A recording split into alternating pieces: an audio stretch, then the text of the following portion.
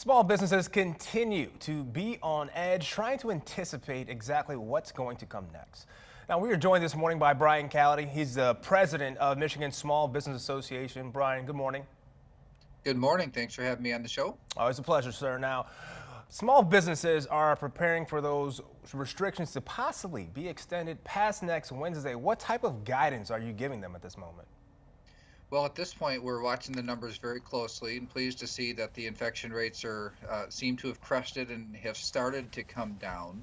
We know that Thanksgiving is a big caveat, so we'll know later on this week what type of impact that Thanksgiving is going to have. But ultimately, this is a dire situation for restaurants and theaters and bowling centers. So we know that there's going to be some sort of an extension because these emergency orders have already been in place for some time, not just the last 2 weeks. It's just a matter of what form will they be extended in.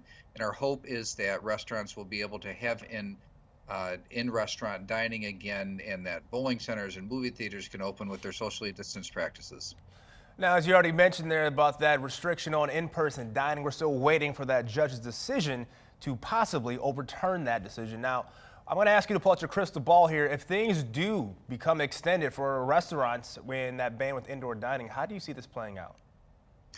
We've already seen thousands of restaurants close permanently, and many are just hanging on by a thread right now. I mean, they're in very critical shape. And so if gets extended, especially this time of year, it will have a devastating impact. There will be thousands more that go out of business and never come back. And the sad thing is, it's the smaller restaurants that are most at risk. I mean, drive-through fast food restaurants are actually doing pretty well right now. But when it comes to those, single person or a small business put their life into an enterprise, this is a very, very critical juncture in their survival.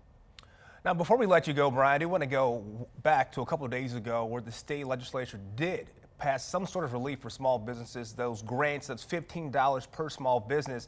Now, for our viewers who may not own a small business, why is that $15,000, in your opinion, not enough to keep these businesses afloat?